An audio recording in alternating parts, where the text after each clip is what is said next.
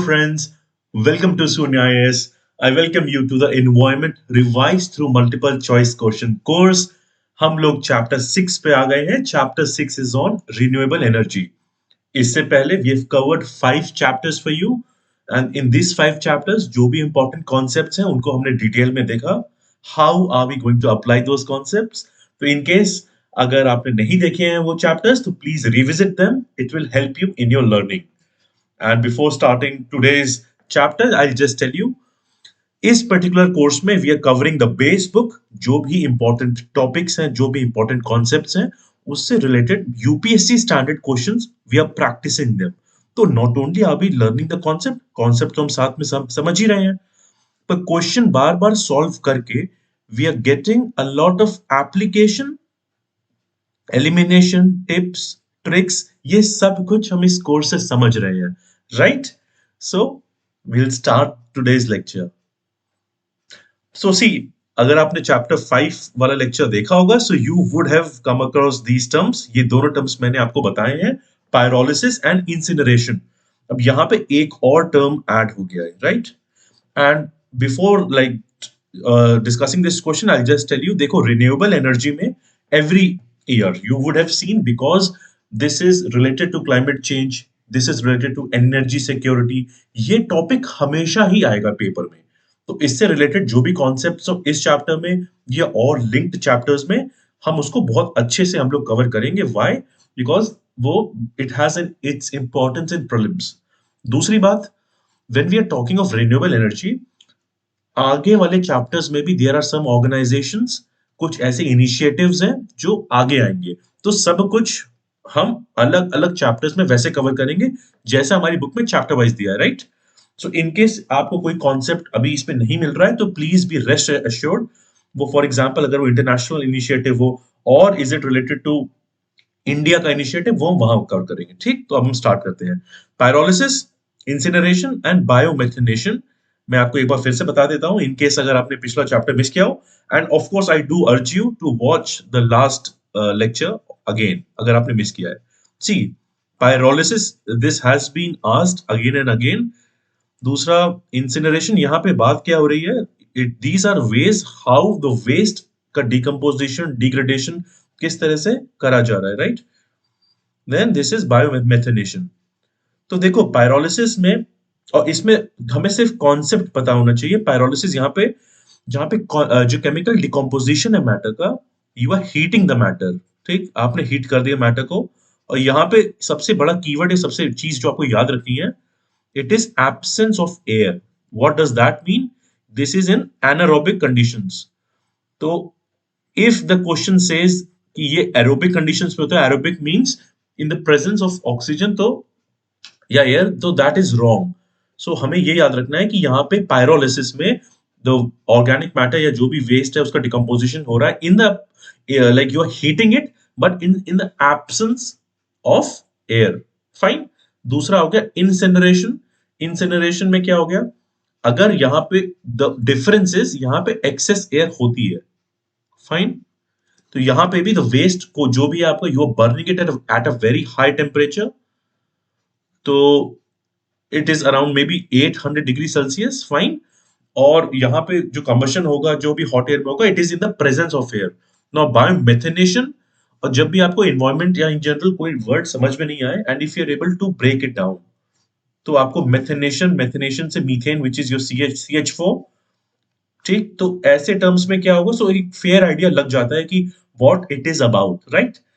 तो यहाँ पे क्या है, एक और चीज, यहाँ पे एनारोबिक जो माइक्रो ऑर्गेनिजम्स है और एक उनको anaerobic which means in the absence of air, उस एनवायरमेंट में रखा जाता है. और वहां पे एक जो बायोडिग्रेडेबल मैटर है, राइट, उसको डिग्रेड करते हैं, राइट. उससे क्या बन रहा है आपका? Methane rich biogas and some effluents. तो बायोमेथेनेशन में अगेन व्हाट इट इज कि जो आपके एनारोबिक माइक्रो ऑर्गेनिजम्स हैं in an anaerobic environment and they are degrading the matter, fine. तो अब हम एक बार अपने टर्म्स को देख लेते हैं. Is it correctly match? Again select the correct answer पूछा गया आपसे, तो please be very alert. Pyrolysis में क्या बोला है आपसे? They're saying it is heated in the absence of air. Absolutely correct. 1 तो बिल्कुल सही है. दूसरा क्या लिखा है? Incineration में anaerobic organisms decompose the biodegradable matter. Actually, this has to be biomethanation. ठीक, यहाँ पे आपकी then you make CH4 with this. Fine. And incineration में क्या लिखा हुआ है कि waste is directly burnt in the presence of excess air. Absolutely correct. ये बिल्कुल सही statement है आपका.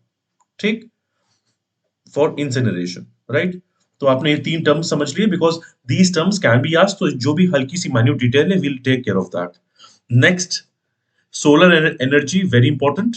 इससे रिलेटेड जो भी इनिशिएटिव्स हैं, what the concept is about, so इस पर्टिकुलर चैप्टर में we will understand it. See, solar energy की जब हम बात करते हैं, so how, for example if this is sunlight, तो अब इस सनलाइट को हम कौन से प्रोसेस से यूज करें so that we can get electricity out of it.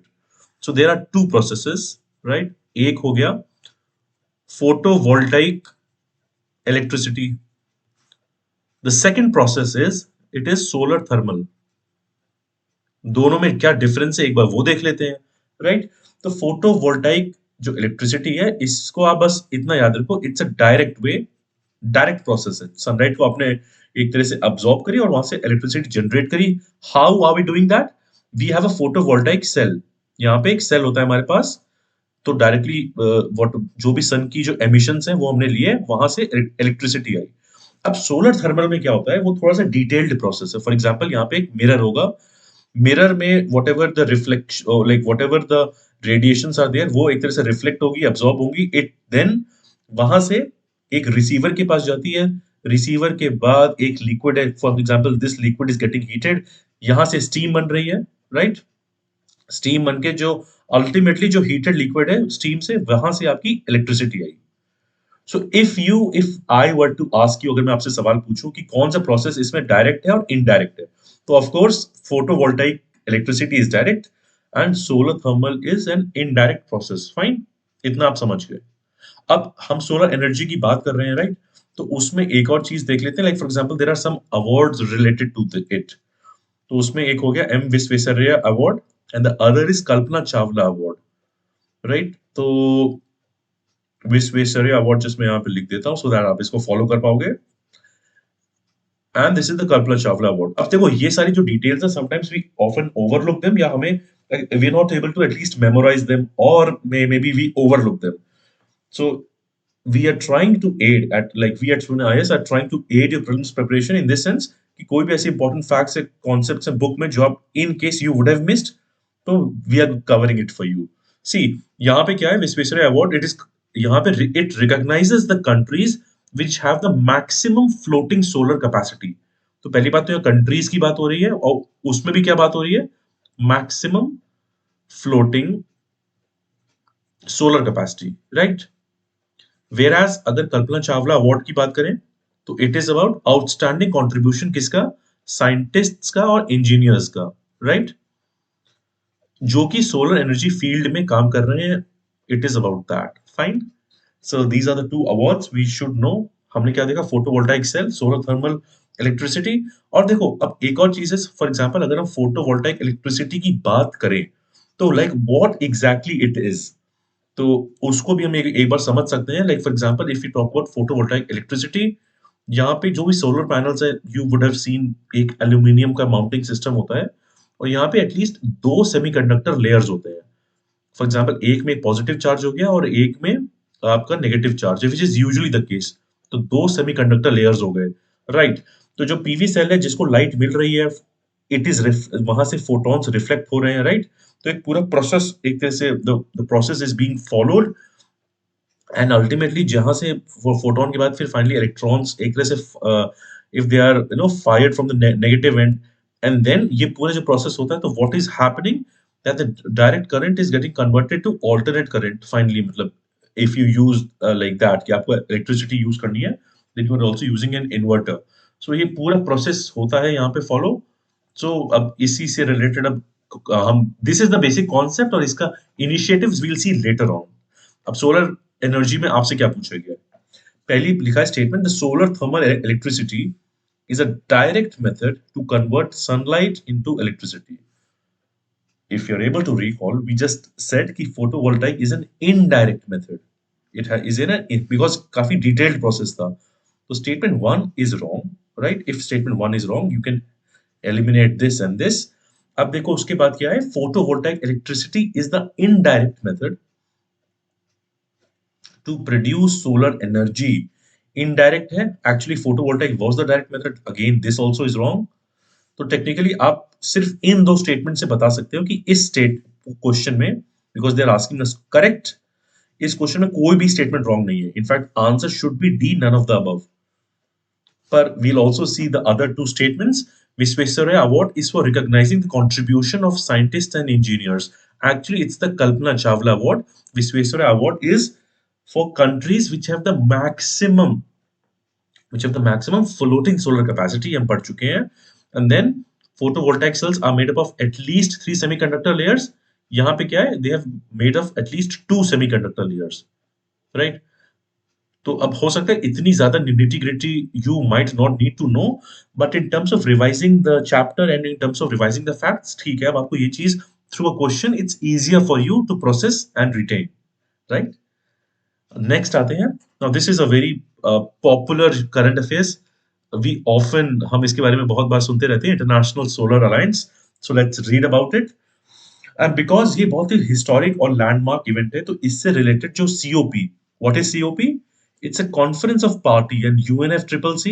तो ये सारी चीज when we talk of the initiatives in the coming chapters, जैसे फॉर एग्जांपल रियो समिट में कौन से लैंडमार्क जो like conventions थे. So if you know it, please mention it in the comments. How many conventions and क्या क्या उनके नाम थे? I would be curious to know them. दूसरी बात देखो क्या लिखा है इसमें, कॉन्फ्रेंस ऑफ पार्टीज 20 और कंट्री. तो यहाँ पे पहली बात, सीओपी भी सही होनी चाहिए, ये भी सही होना चाहिए, ये और ये इतनी चीजें जब सारी सही होंगी, then only the statement 1 is going to be correct. हमसे क्या पूछा गया इस सवाल में? Again please be extremely alert when you solve such questions. It is saying incorrect. Fine. दूसरा क्या दिया? According to the ease of doing solar report, Brazil is the world's largest market in solar energy. It could be possible कि आप में से बहुत लोग पहली बार इस रिपोर्ट को देख रहे हो. Ease of doing solar, you might have known about ease of doing business by World Bank, but ease of doing solar, okay. पहली बात तो who is the like कौन सा एजेंसी ऑर्गेनाइजेशन इसको निकाल रहा है, एक और फैक्ट छुपा है यहाँ पे. उसके बाद क्या is Brazil the world's largest market, and the third is hydrogen initiative. तो तीन चीजें आपको पता चल रही है. So let me quickly tell you. देखो, जो when we are talking of international solar alliance, बहुत लैंडमार्क इवेंट है in case of renewable energy, climate change, right? तो it is, ये launch कहाँ हुआ था? COP21. COP21 itself is a landmark like summit. तो ये है Paris summit. It is under जो UNFCCC के अंदर, and it is between India and France. तो इसीलिए जब आप फ्रांस को इंटरनेशनल रिलेशंस में पढ़ते हो, so also think of the environmental angle या ecological angle. तो इसमें क्या हुआ है कि वो जो भी 121 रिसोर्स रिच जो कंट्रीज हैं, जो कि फुल्ली और पार्शियली ट्रॉपिक ऑफ कैंसर और ट्रॉपिक ऑफ कैप्रिकॉर्न के बीच में लाई कर रहे हैं, ठीक. सो वहां से we are thinking of harnessing the energy. तो ये एक पर्टिकुलर चीज हो गई. दूसरी बात अब आते हैं, अब जैसे इससे रिलेटेड, इसका सेक्रेटेरिएट कहाँ पे है? तो इसका secretariat is in India only. It is in Gurgaon. ये भी एक इंपॉर्टेंट चीज है. May be they would want to confuse you, हो सकता है आपको ये चेंज कर दें, नो उसकी लोकेशन में भी, जैसे it is in Shanghai, Beijing, कहीं की लिख दिया जाए. So this is one thing. अब मैंने जो रिपोर्ट बताई थी, this report is by international solar alliance itself. Report का क्या नाम था? Ease of doing solar report. It's called ease of doing solar. Fine. अब इसके बाद क्या है यहाँ पे? This report says that India is one of the world's top market in solar energy, right. तो this report technically like identifies this thing. तो एक तो आपको पता चल गया यहाँ पे India is one of the top markets, world top markets. उसके बाद देन यहाँ पे जैसे आपने देखा हाइड्रोजन इनिशिएटिव की, so yes this is at least a part of these things. तो अब देखो, हमसे इनकरेक्ट पूछा है. पहला स्टेटमेंट में क्या लिखा है? Launch COP20. मैंने आपको बताया दिस इज COP21, ये गलत हो गया. फिर यहाँ पे फ्रांस होना चाहिए, तो स्टेटमेंट 1 इज रॉन्ग. तो अपना आंसर या तो 1 and 2 होना चाहिए या 1 and 3 होना चाहिए. फाइन.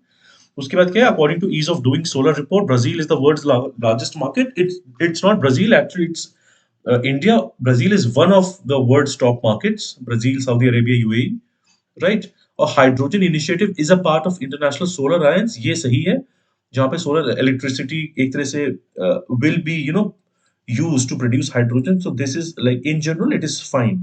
तो ये this is a decent statement. So इसका answer is A. It's 1 and 2, right? Now next, ये this is a more of a factual question. IESS पूछा है आपसे in IESS 2047, right? तो ये होता क्या है? तो we'll just understand क्या है, what is the concept about.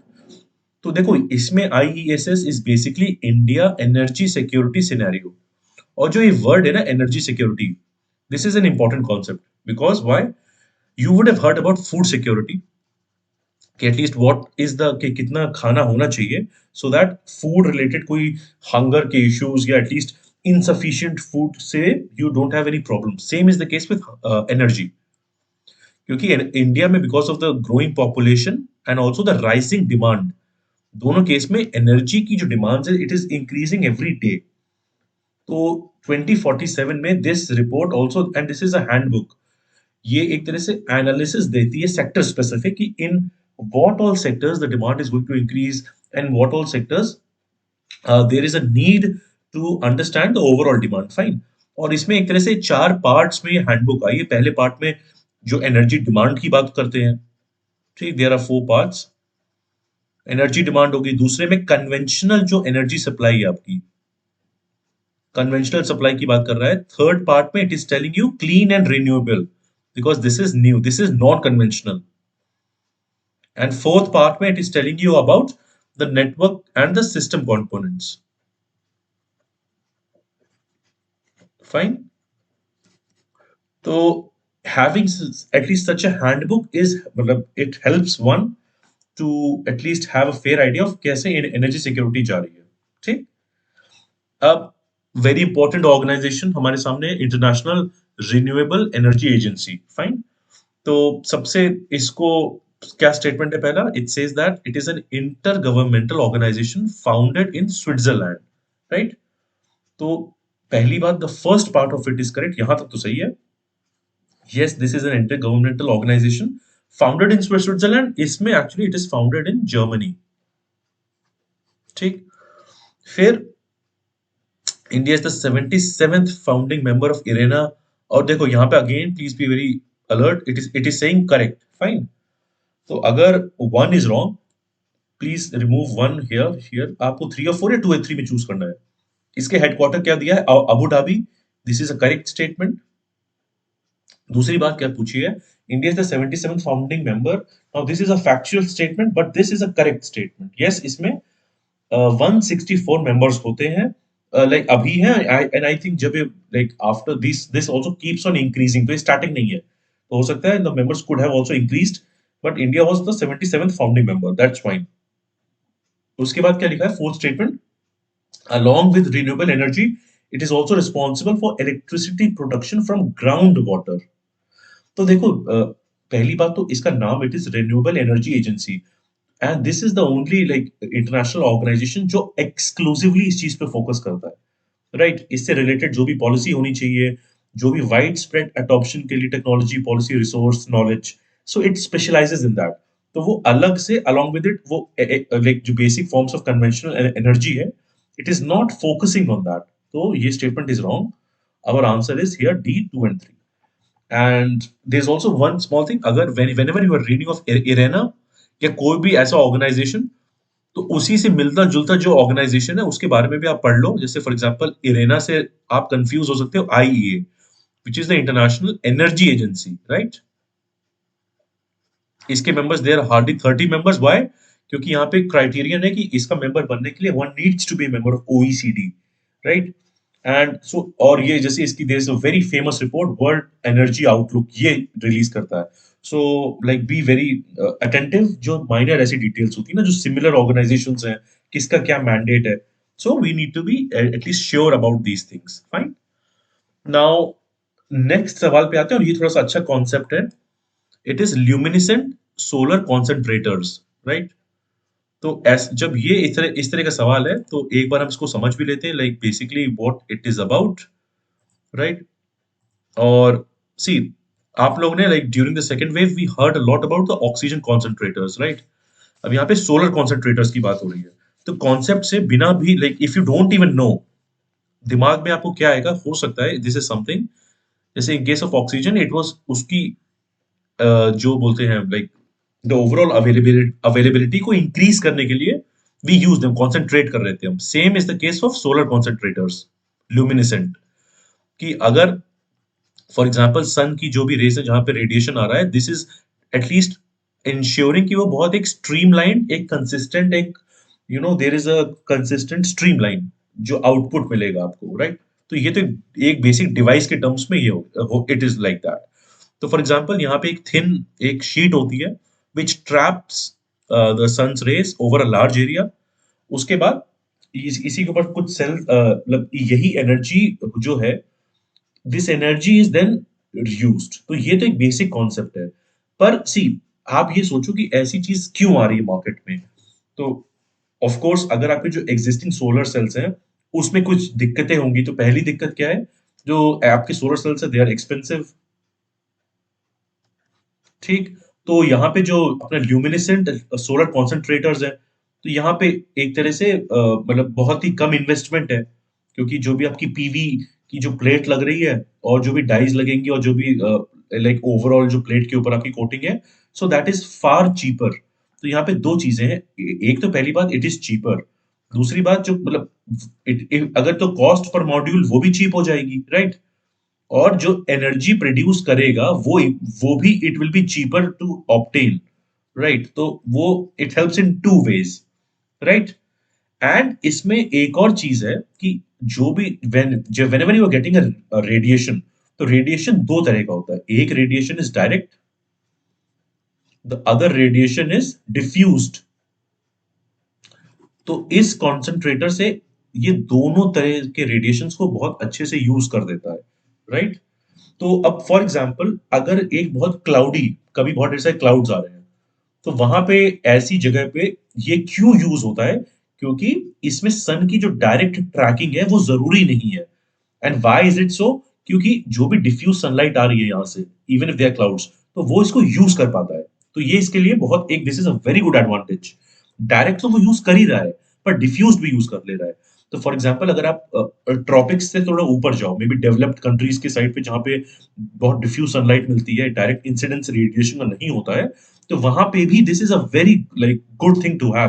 क्योंकि वहां पे पहली बात, if you use expensive solar cells, they are not that efficient, and दूसरी बात वो आपकी डिफ्यूज लाइट को यूज नहीं कर पाएंगे। तो इसलिए ये as a concept this is very important, right? Now एक और चीज है, जैसे जैसे फॉर एग्जाम्पल जब आप ब्रॉड लाइक इसको आप सोचो like why is it important, तो इसके कुछ और यूजेस हैं which I want to tell you. जो भी आइडियल आपका एलएससी होता है विच इज योर, तो उसमें पहली बात तो लॉन्ग टर्म स्टेबिलिटी है। दूसरी चीज क्या है कि यहाँ पे जो एक शिफ्ट है, मतलब जो भी एब्जॉर्प्शन और एमिशन के बीच का जो पूरा स्पेक्ट्रम है, वो इसमें काफी जो लॉसेस होते हैं, राइट, यहाँ पे लॉसेस रिड्यूस हो रहे हैं काफी हद तक, राइट? एंड देन ये काफी एफिशिएंट है इन terms of its use. Of course ये डेवलपमेंटल स्टेज में ये पूरी तरह से 100% तो एफिशिएंट नहीं हो सकता, there are going to be some losses, but at least to a large extent वो लॉसेस को काफी कम कर दिया गया है। ठीक, अब हम फिर से सवाल पे अपने आते हैं। एलएससी की बात कर रहे हैं, अगेन आप देख लोगे एक बार ध्यान से, जस्ट अ सेकेंड, जी हाँ। एलएससी में आपसे ये पूछा गया है that which of the following is incorrect. Incorrect का बहुत ध्यान देना है हर बार, इसलिए हर स्टेटमेंट में आई एम मेकिंग इट, ये बहुत कॉन्शियस एफर्ट हम कर रहे हैं कि इनकरेक्ट जरूर देखेंगे, ठीक?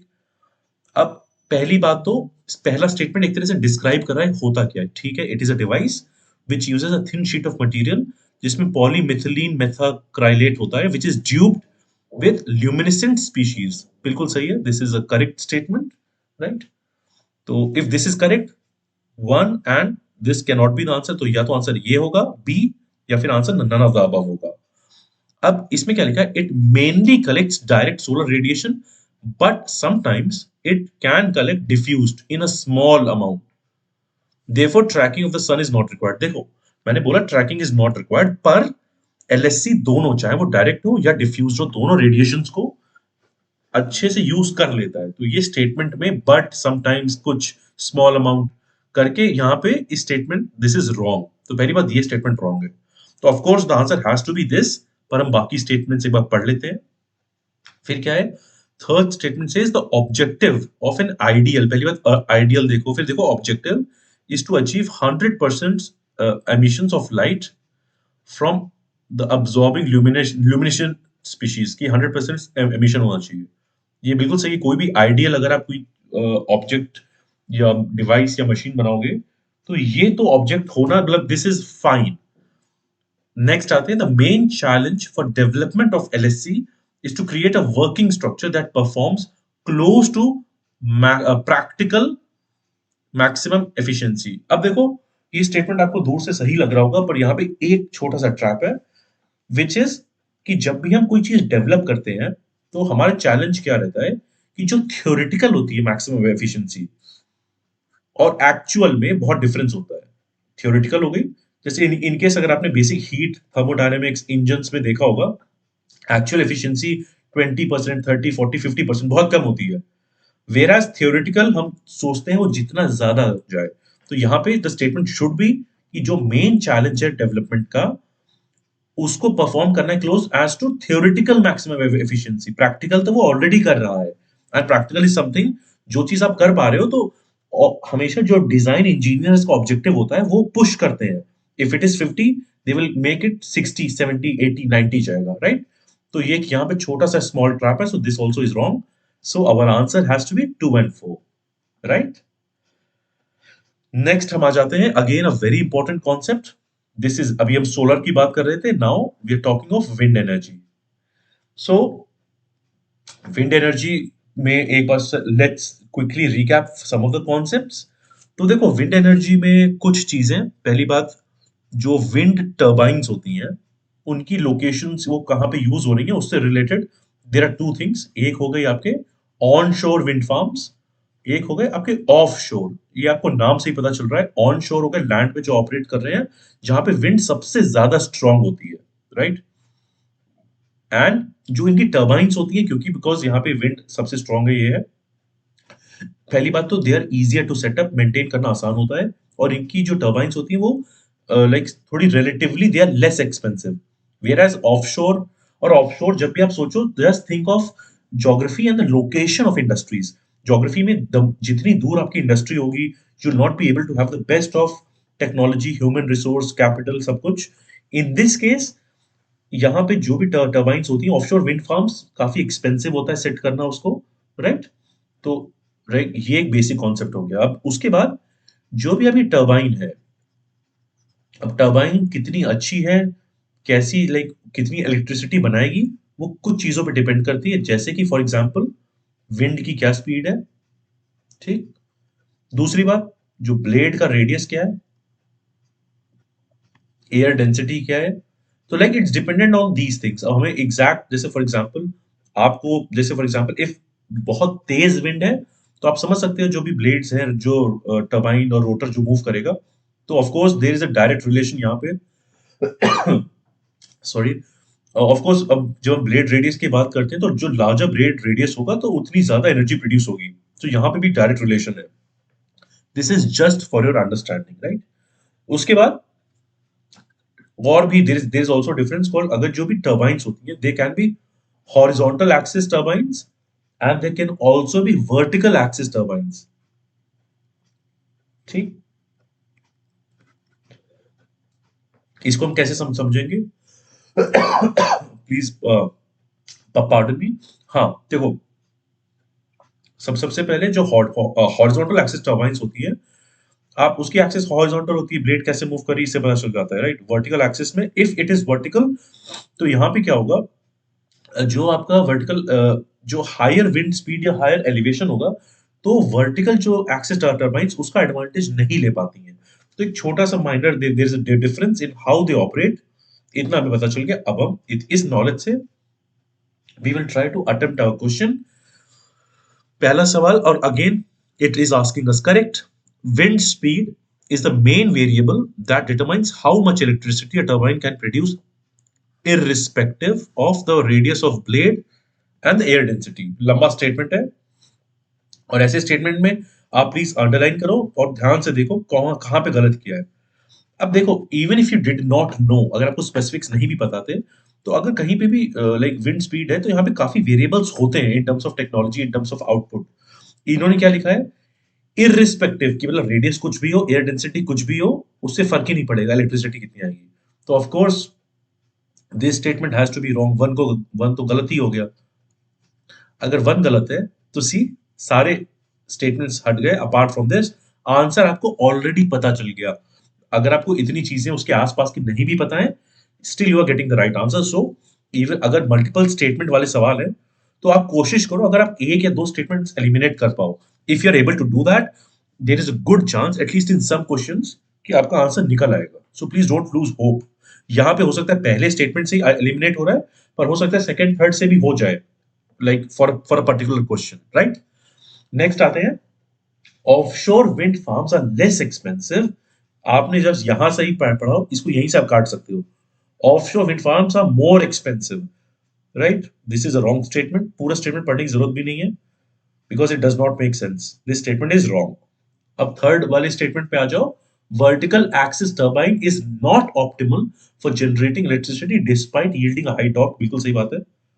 जो वर्टिकल एक्सिस आपकी horizontal axis turbines are actually optimal. This in case आपको ये नहीं पता था तो this is just an additional piece of information, ठीक। So you can remember that. And it says Andhra, Madhya Pradesh and Kerala are minor players with installed capacity less than 1000 megawatt. This is also correct. Major players जो बड़े players हैं, जैसे for example coastal states like Gujarat, this is a major player. यहाँ पे जो installed capacity है it's far higher, right? So I hope आप wind energy से related जो भी concepts हो उनको आप अच्छे से समझ पाए हो, right? अब नाउ ये भी एक हाइड्रो जो पावर फैसिलिटी से रिलेटेड ये टर्म्स आप पढ़ते रहते हो again and again. So we'll just quickly see कौन सही मैच है नहीं है। टर्म है impoundment, run of river. Run of river आपने बहुत बार सुना होगा, run of the river project है, तो आज वो भी देख लेते हैं what is it. Third is pumped storage. तो बेसिकली जो हाइड्रोलिक पावर आती है और जो वाटर कैसे फ्लो करता है from a higher level to a lower level, ये आपको एक तरह से जो मूवमेंट है, ग्रेडियंट है। For example this is the higher level and this is the lower level, तो वाटर मूव कर रहा है। तो अगेंस्ट मूव करने के लिए यू नीड हमेशा एनर्जी, राइट। तो ये आपको ये याद होना चाहिए। और इसमें होता क्या, what is the energy difference, कि जब भी कोई बॉडी मोशन में है and if it is like going to another level, तो पहली बात उसकी काइनेटिक एनर्जी चेंज हो रही है, राइट। और ये हाइड्रो पावर यहाँ पे है तो हो सकता है कोई मोटर मूव कर रही हो, टरबाइन मूव कर रही हो। So what is happening that kinetic energy is converted into mechanical energy. तो एक ये बेसिक्स है, कॉन्सेप्ट हमें पता होना चाहिए that I am just writing kinetic energy is getting converted to mechanical energy यहाँ पे। और दिस इज आपको पता ही है, like this is a clean source of energy. And जब ये मूवमेंट हो रहा है तो अभी उससे रिलेटेड तीन टर्म्स है, impoundment, run of river and pump storage. See जो सबसे कॉमन मेथड होता है इट्स कॉल्ड इंपाउंडमेंट। नाम से शायद आप समझ पा रहे हो। इंपाउंडमेंट मतलब होता क्या है, जैसे आप एक मान के चलो दिस इज एन एनक्लोजर, बड़ा सा एनक्लोजर है। इंपाउंड मतलब water is impounding, hitting it again and again.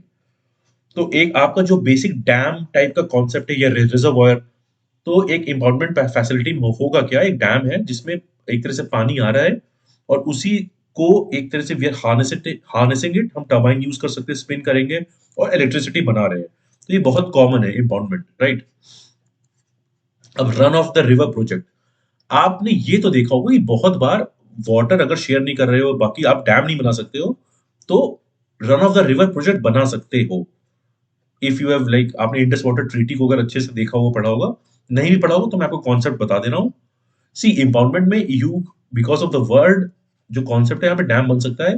Run of the river project में क्या होता है, बेसिकली डाइवर्जन है, मतलब एक पोर्शन होता है पानी का या रिवर का, वो एक चैनल आप अपना यूज कर रहे हो, उसी चैनल में ही आप एक टरबाइन लगा दे रहे हो, उसी से आप इलेक्ट्रिसिटी बना रहे हो। यहाँ पे कोई अलग डैम की जरूरत नहीं होती है आपको, राइट। जैसे for example this river is going, एक पर्टिकुलर चैनल पे ही आपने कुछ टरबाइन लगा दी, तो एक बहुत माइनर टाइप का एक छोटा प्रोजेक्ट हो गया जहां से आप इलेक्ट्रिसिटी बना रहे हो। तीसरा है पम्प्ड स्टोरेज। पम्प्ड स्टोरेज नाम से भी थोड़ा आपको आइडिया लग रहा होगा कि यहाँ पे जो वाटर है उसको पंप करते हैं एक लोअर रिजर्वॉयर वॉइस से टू एन हायर। जैसे मैंने आपको बोला, अगर लो से हाई जाएगा इट नीड्स एनर्जी, तो एक तरह से if it is being pumped तो यहाँ पे यूज हो रहा है इस, राइट। और there is also a thing कि जब बहुत हाई इलेक्ट्रिसिटी की डिमांड हो रही है तो ये वाटर जो है ना, हो सकता है वो बात वी कैन ऑल्सो, अगर हाई से उसको लो भी भेजा जा सकता है। तो इट डिपेंड्स कैसी रिक्वायरमेंट है, राइट। तो ये बैटरी की तरह काम करता है। बैटरी का कॉन्सेप्ट भी आपको पता है, लाइक वो अगर एनर्जी ज्यादा है तो ये स्टोर कर लेगा अपने पास, अगर कम है if there is different kind of demand तो वो रिलीज कर दिया जाएगा depending on what the energy is, right. तो अब ये तो अपने हमने कॉन्सेप्ट को समझ लिया, फाइन। अब अगेन वील सी इंपाउंडमेंट, इसको हमें मैच करना है। तो this is fairly easy for us to match, right. तो जो run of the river project है वो सही से मैच्ड है। इट सेज कि it can channel the river through a penstock और लाइफ स्टॉक, एक तरह से ना, to produce electricity. This is correct. दूसरी बात, पंप जो इम्पाउंडमेंट है यहाँ पे, एक्चुअली ये मैच ऐसे होना चाहिए था इम्पाउंडमेंट से। It uses dam to store water reservoir in water, water in reservoir, ठीक, ये बिल्कुल सही है। और पंप स्टोरेज क्या है, it can store electricity generated, अगर कोई और पावर का सोर्स है, ठीक, तो वहां से इलेक्ट्रिसिटी जनरेट करके जो इन सब चीज को स्टोर कर सकता है, and then it can perhaps release it at a later date और टाइम डिपेंडिंग, राइट। तो ये आप समझ गए। नेक्स्ट सवाल पे हम आते हैं। सी यहाँ पे एक और अच्छा कॉन्सेप्ट है, इनमें से कौन सा एनर्जी सोर्स, एक कॉन्सेप्ट है नेट कार्बन न्यूट्रल, उसको सिंबलाइज कर रहा है, ठीक। अब कार्बन न्यूट्रलिटी अगर आपने पढ़ी हो, कार्बन न्यूट्रलिटी का मतलब ये नहीं होता है कि carbon emissions are not happening. So for example अगर ओशियन एनर्जी, वेव एनर्जी की मैं बात करूं, हो सकता है यहाँ पे बहुत आपको क्लीन एनर्जी मिल रही है, whereas biomass. So see what is net carbon neutral, मतलब कोई भी चीज को अगर आप यूज कर रहे हो, if there are some carbon emissions because of it, वही जितना कार्बन निकला वो बैलेंस हो जाएगा, वो उतना ही कार्बन सिक्वेस्टर कर देगा या मिटिगेट या यूटिलाइज।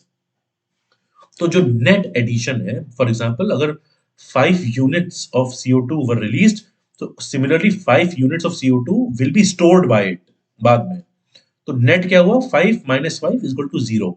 तो कोई एक्स्ट्रा एमिशंस इसकी वजह से नहीं हुए। तो इसका आंसर इज एक्चुअली बायोमास। आपको पता है बायोमास, हम लोगों ने इसके बारे में we have discuss this in our previous chapters as well, you can also go and watch it.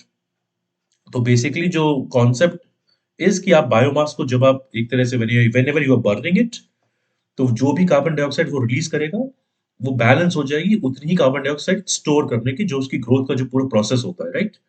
So this is what it is, and in fact, carbon neutrality and net carbon neutrality in the recent conference of parties, ये बहुत एक catch phrase भी है। Almost everybody is talking about it. In case you remember, कौन से ऐसे nations हैं जिन्होंने carbon neutrality के लिए अपना year और target mention किया है? Can you please tell it to me? I'm very curious to know. आप प्लीज बताइए, ठीक। नेक्स्ट हम आते हैं, ये सब दिस इज ऑल्सो इंपॉर्टेंट। ये सारी जब हम रिन्यूएबल एनर्जी की बात करते हैं, biofuel as a concept is also important. तो यहाँ पे पूछा गया है कौन सा ऐसा करेक्ट प्लांट है जिससे बायोफ्यूल प्रोड्यूस होता है। तो बायोफ्यूल एक ऐसा, इट इज अ फ्यूल जहां पे बायोमास एक तरह से उसको बर्न किया जाता है इंस्टेड ऑफ जो कन्वेंशनल जो फॉसिल फ्यूल्स होते हैं, right.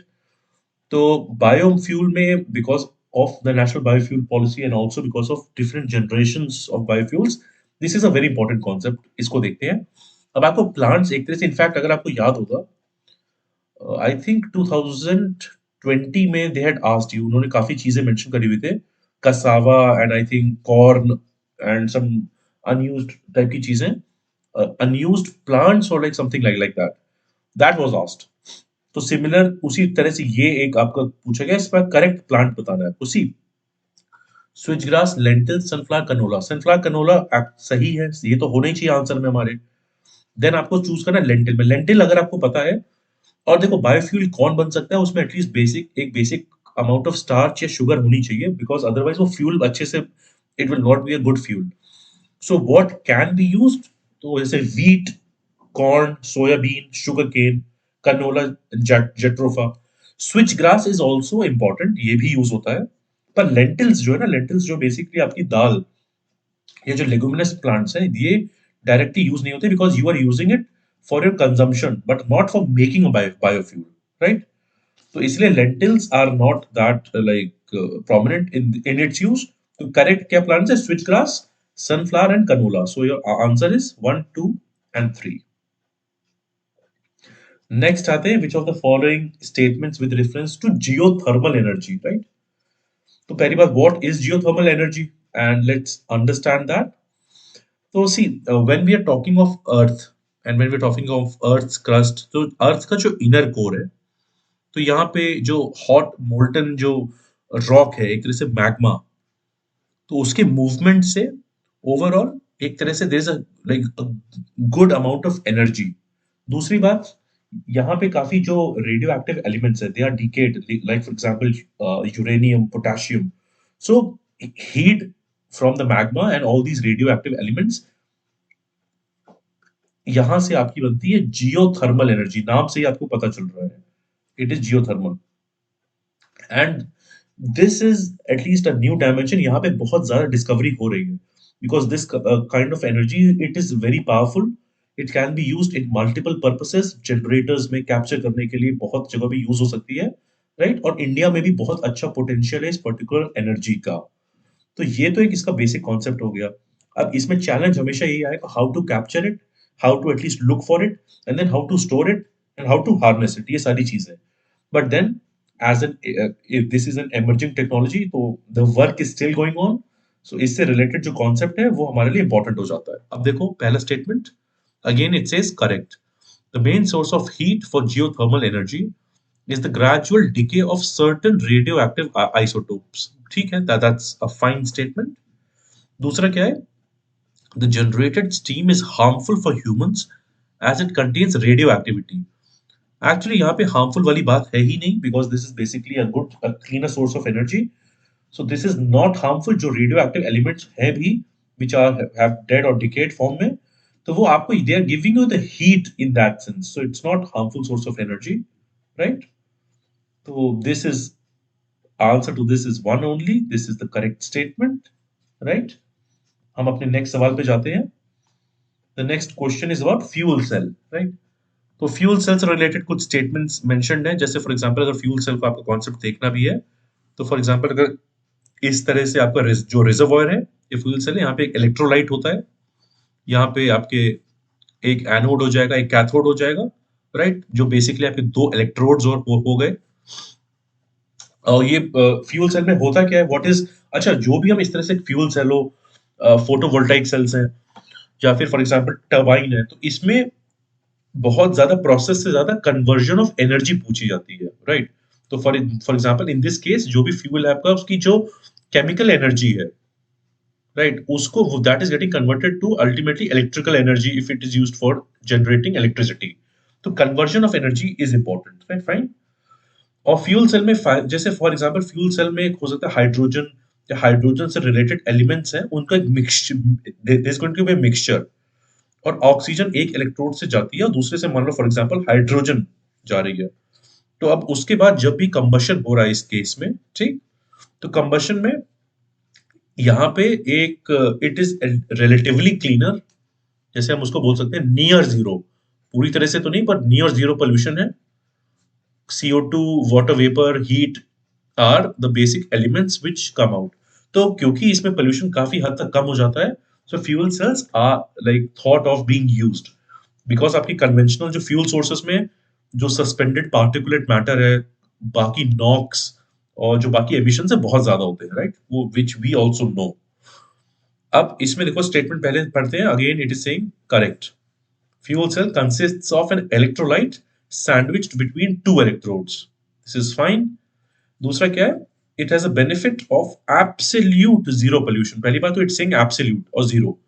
It is near zero, पर एब्सोल्यूट जीरो नहीं है. तो दिस स्टेटमेंट इज रॉन्ग. आप टू को हटा सकते हो. एंड देन एक और, they are asking you again a fact that fuel cells have an efficiency levels up to 80% as compared to 35%. Actually 80 बहुत ज्यादा यहाँ पे स्टेटमेंट में लिखा है, इट्स ऑलमोस्ट अराउंड 55%। ठीक, तो 55% आपको ना व्हेन कंपेयर टू 35%, तो of course conventional power plant से this is a major upgrade, 20% का अपग्रेड है, but it's not 80%, right? So again the learning for us here is, जो भी ऐसे वर्ड्स हैं एब्सोल्यूट या फॉर एग्जांपल जो भी फैक्ट्स हैं, इन केस हमें for facts we have to be very sure, हम उसको एक बार क्रॉस एग्जामिन करेंगे, if it is right then only will mark the right answer. Next question पे आते हैं, this is actually our last question for this chapter, cogeneration. Cogeneration again is an important like concept, तो we'll just learn about it, what is cogeneration. See अगर हम को generation because of the word co, तो इसमें क्या होता है, we are producing two forms of energy, एक एक फ्यूल है आपके पास, उसी से आप दो तरह की एनर्जी बना रहे हो, एंड लाइक फॉर एग्जांपल एक एनर्जी कैसे हो गई, हीट, दूसरी एनर्जी क्या हो गई, इलेक्ट्रिसिटी, या आप किसी चीज को मूव कर रहे हो तो फॉर एग्जांपल मैकेनिकल एनर्जी। तो इसका फायदा देखो आप, इनफैक्ट आप फायदा खुद भी बता सकते हो, सोच सकते हो that if you are getting two benefits in one, of course your fuel आपका कम कंज्यूम होगा, दूसरी बात आपकी कॉस्ट कम हो जाएगी। वेयर एज अगर आप ये दोनों चीजें अलग अलग पैरेलली नहीं पर अलग अलग टर्म्स में, आप हीट अलग फ्यूल से बना रहे हो, फिर सेम फ्यूल यूज कर रहे हो फ्यूचर में अलग से इलेक्ट्रिकल एनर्जी या बाकी सोर्सेस के लिए, so you would need more fuel. तो यहाँ पे होता क्या है, तो जो एग्जॉस्ट जैसे फॉर एग्जांपल आपकी जो एग्जॉस्ट स्टीम है, बहुत केसेस में क्या करते हैं, उसको सीधे कंडेंस कर देते हैं और उसको फिर देन बॉयलर के पास वापस चली जाती है। ये तो होता है बेसिक जो प्रोसेस। तो इसमें बहुत बार जो उसकी हाई हीट, तो जब आप कंडेंस कर रहे हो तो उसमें एनर्जी बहुत ज्यादा कभी कभार लूज हो जाती है, राइट? तो को जनरेशन में क्या होगा, जो आपकी जो एग्जॉस्ट स्टीम आएगी उसको कंडेंस नहीं करते हैं, बट उसको हीटिंग के लिए या आपको बेसिक हीटिंग पर्पसेस के लिए आपको यूज कर लेंगे, सो दैट एक बहुत हाई लेवल एफिशिएंसी यूज हो रही है, राइट? इसीलिए वो दोनों चीजें साथ में कर कर पा रहे हैं। तो अगर आपको बेसिक कन्वेंशनल पावर प्लांट में if you are getting around efficiency is around 35%, को जनरेशन में सेम चीज अराउंड 75 से 90% चली जाती है। क्यों? कि आपकी जो स्टीम है, आप उसको पर्पसफुली अलग प्रोसेस के लिए भी यूज करते रहिए, you not just basically condensing it. Fine. So because of this को जनरेशन में बहुत ज्यादा पावर और हीट नीड होती है, and this is why a lot of like developments हो रहे हैं यहाँ पे। अब इंडिया में पहली बात, इंडिया इज द लार्जेस्ट, जैसे फॉर एग्जांपल जो शुगर वाला जो प्रोडक्शन इंडिया में, it's one of the largest, right? तो उसके लिए भी वहां पे बोला जाता है कि वहां पे को जनरेशन का पोटेंशियल बहुत ज्यादा अच्छा है। क्यों? क्योंकि जो हीट और इलेक्ट्रिसिटी, फॉर एग्जांपल जैसे आपकी शुगर मिल है, राइस मिल है, तो वहां से रिलेटेड वो, और जो रिलेटेड इंडस्ट्रीज है, फॉर एग्जांपल डिस्टिलरी है, फर्टिलाइजर, स्टील, तो this thing can be utilised बहुत अच्छे से दोनों केस में। फाइन। अब हम अपने सवाल को देख लेते हैं। इट सेज इन अ को जनरेशन प्लांट, एंड प्लीज अगर अगर बहुत if it's a long statement तो अच्छे से पेशेंस के साथ पढ़ना है हमें, वी नॉट रश इट। जो लो प्रेशर एग्जॉस्ट है कमिंग, जो बाहर आती टर्बाइन से, इज नॉट कंडेंस्ड, यही हमने बोला ना, उसको कंडेंस नहीं करते हैं, पर उसको हीटिंग पर्पस के लिए यूज कर देते हैं, इसीलिए बहुत हाई एफिशिएंसी लेवल होते हैं। हो सकता है आपने जब कॉन्सेप्ट नहीं पढ़ा होगा, so this might be a difficult statement for you, पर अब ये स्टेटमेंट आपके लिए बिल्कुल भी मुश्किल नहीं है क्योंकि हमने कॉन्सेप्ट समझ लिया है। तो ये बिल्कुल सही स्टेटमेंट है। अब दूसरा स्टेटमेंट पढ़ो, this is a good statement. See इसमें it says that it reduces the emission of pollutants not due to its emission free nature but due to reduced fuel consumption। तो अब इसको आई जस्ट एक और बार मैं आपको समझाऊंगा कि जो को जनरेशन में जो एमिशन डिक्रीज हो रहा है पोल्यूटेंट्स का, वो इसलिए डिक्रीज नहीं हो रहा है कि वो प्रोसेस आपका बहुत ज्यादा एनवायरमेंट फ्रेंडली है, नो, वो इसलिए रिड्यूस हो रहा है। क्यों? क्योंकि आप फ्यूल यूज कम कर रहे हो। मैंने आपको बताया ना, इसमें फ्यूल कम यूज होता है, फ्यूल कम यूज होगा तो ओवरऑल आपके एमिशंस कम हो रहे हैं। तो both statements are correct, this is a good concept, ये आपको पता होना चाहिए। सो हमने इसको अच्छे से डिस्कस कर लिया डिटेल में, right? So this was the last question, and like for in every chapter हम फटाक से एक बार रिकैप करते हैं ओवरऑल हमने आज पूरे चैप्टर में क्या पढ़ा और क्या सीखा। And this is a very quick recap, ये हम लोग हर चैप्टर की बात करते हैं। तो हमने पायरोलिसिस, इंसिनरेशन, बायोमेथिनेशन के बारे में जाना। Pyrolysis is absence of air, incineration is the excess air, whereas biomethanation में एनारोबिक जो ऑर्गेनिजम्स हैं वो यूज होते हैं। फिर हमने सोलर एनर्जी से related photovoltaic, solar thermal awards देखे, ये सारी चीजें। देन इंटरनेशनल सोलर अलायंस किस कॉन्फ्रेंस ऑफ पार्टीज में रिलीज हुई है, ईज ऑफ सोलर जो डूइंग बिजनेस रिपोर्ट वो क्या होती है, then India energy security scenario के बारे में हमने जाना, इंटरनेशनल रिन्यूएबल एनर्जी एजेंसी उसकी क्या लाइक कहाँ पे फाउंड है, headquarters Abu Dubai, right, Abu Dhabi, sorry. Then luminescent solar concentrators, this is a good concept, ये हमने काफी डिटेल में देखा। उसके बाद wind energy, on shore, off shore, different turbines, ये हमने क्या बात करी। Empowerment, run of the river projects, pump storage, right. Net carbon neutrality, और लाइक उसमें हाउ, जो कॉन्सेप्ट क्या है, बायोफ्यूल्स में कौन कौन से प्लांट्स यूज हो सकते हैं, कौन से यूज होते हैं, geothermal energy, very important concept हमने देखा। फ्यूल सेल के बारे में हमने जाना, किस तरह से पोल्यूशन से related components, how is it working, and last cogeneration देखा हमने, राइट। सो आई होप ये चैप्टर आप अच्छे से समझ पाए हो, it has been useful, and again I'll tell you, we at Sunayas want to help you in your prelims preparation। उसी कंटिन्यूएशन में this series is going on. Overall हम 3000 एमसीक्यू की बात कर रहे हैं, सारे जो आपके इंपॉर्टेंट चैप्टर्स हैं या टॉपिक्स हैं, सब कुछ बहुत अच्छे से कॉम्प्रिहेंसिवली कवर कर जा रहा है करा जा रहा है, so that you are very confident when you attempt the prelims, आप you are very sure of at least clearing the prelims. So please make use of this series, whatever you are learning, please write it down, आप अच्छे अपने notes बनाओ, revise करो बार बार, so that the prelims should not be a hurdle, that is what we want from you। So with that said, I think I'll now see you in chapter number 7. Chapter number 7 may we'll understand the important concepts. Thank you. Bye.